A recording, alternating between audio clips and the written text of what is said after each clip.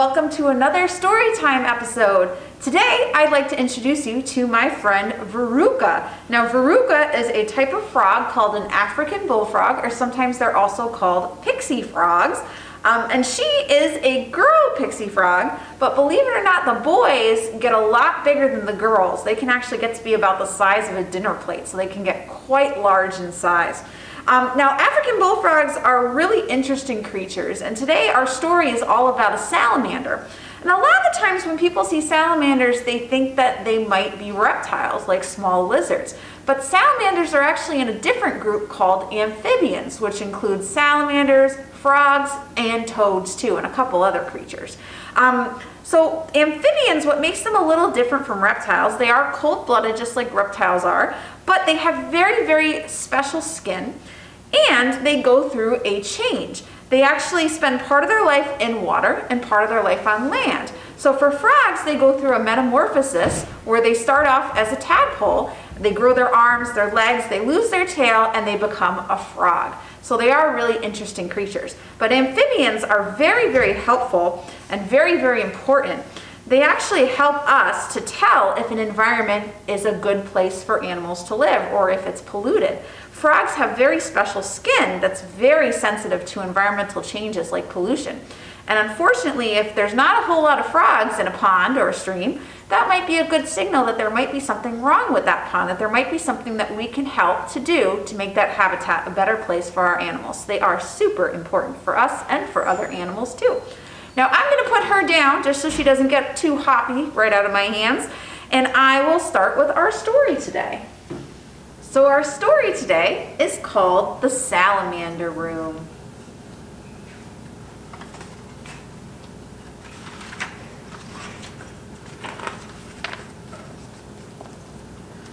Brian found a salamander in the woods. It was a little orange salamander that crawled through the dried leaves of the forest floor. The salamander was warm and cozy in the boy's hand. "Come live with me," Brian said, and he took the salamander home.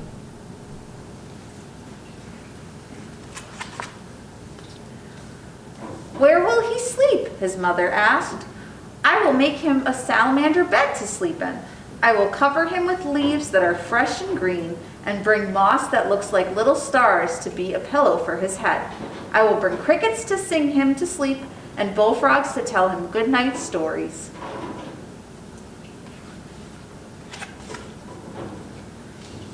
"And when he wakes up, where will he play?" "I will carpet my room with shiny wet leaves and water them so he can slide around and play. I will bring tree stumps into my room so he can climb up the bark and sun himself on top. And I will bring boulders that he can creep over."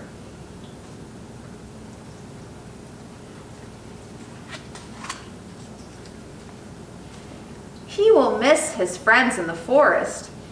I will bring salamander friends to play with him."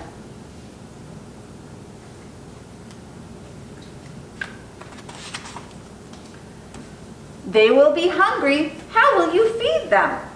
"I will bring insects to live in my room, and every day I will catch some and feed the salamanders. And I will make little pools of water on top of the boulders so they can drink whenever they are thirsty."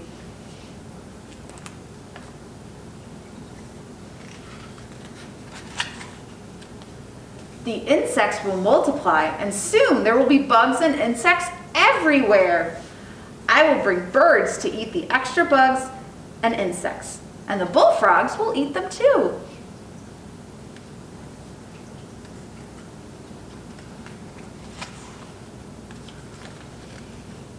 "Where will the birds and bullfrogs live?"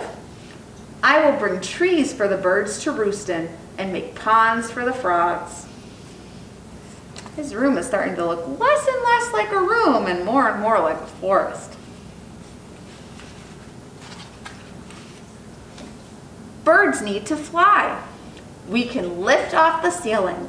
They will sail out in the sky, but they will come back to my room when it is time for dinner because they will know that the biggest, juiciest insects are there."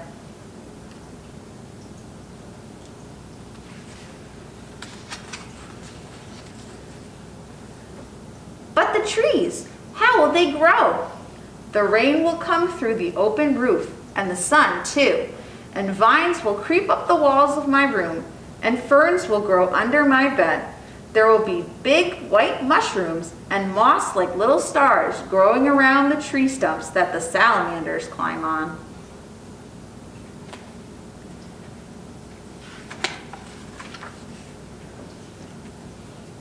And you, where will you sleep? I will sleep on a bed under the stars, with the moon shining through the green leaves of the trees. Owls will hoot and crickets will sing. And next to me, on the boulder, with its head resting on soft moss, the salamander will sleep. There's a little salamander right there.